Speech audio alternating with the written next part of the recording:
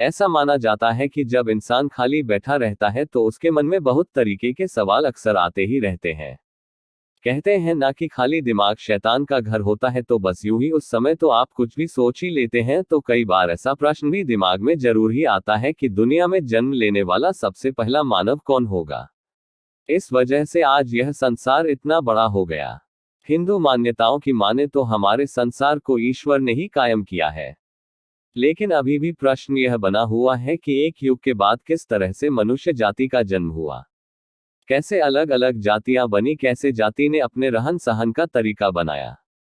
लेकिन वह कौन था जो मानव जाति को इस संसार में लाया, जिसकी कल्पना भी नहीं की जा सकती। आज हम आपके इस प्रश्न का जवाब जरूर देंगे। तो आइए चलिए जानते हैं कि आखिर कौन है वह सबसे पहला मानव जो कि इस धरती पर आया। यदि हम अलग अलग धर्म ग्रंथों के अनुसार देखते हैं तो सभी में मानव के जन्म की कथा कही गई है। कौन था पहला मानव? सबसे अहम सवाल यह था कि आखिरकार वह पहला मनुष्य कौन था, वो कहां से आया और उसका रचयिता कौन था। उसका इस संसार में आना और किस वक्त आना, यह कैसे संभव हुआ। क्या कहता है पुराण? हिंदू धर्मों में जगत के रचयिता ब्रह्मा ने सबसे पहले मनु को उत्पन्न किया, जिससे मानव जाति का नाम मनुष्य हुआ। मानव संसार की रचना के लिए भगवान ब्रह्मा द्वारा दो लोगों को बनाया गया था, एक पुरुष और एक स्त्री। ब्रह्मा द्वारा हुई रचना, भगवान ब्रह्मा द्वारा बनाए गए पुरुष थे मनु और स्त्री थी शत्रुपा। आज हमारी सांसारिक दुनिया में जितने भी लोग मौजूद हैं, यह सभी मनु से उत्पन्न हुए हैं।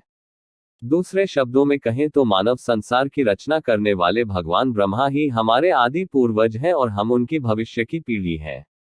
मनु से बना मानव, संसार में सबसे पहले आने वाला इंसान मनु था, इसलिए ही इस जाति का नाम मानव ही रख दिया गया। हालांकि संस्कृत में इसे मनुष्य कहा जाने लगा। बाइबल के अनुसार पहला मानव, जैसे हिंदू धर्म में मनु को पहला मानव बताया गया, ठीक वैसे ही बाइबल अनुसार दुनिया का पहला मानव एडम था, जो भगवान की परछाई थी और बिल्कुल उनके जैसा दिखता था। इन दोनों ही बातों को समझने से पता लगता है कि वह मनु ही था जिसने इस दुनिया में पहला जन्म लिया।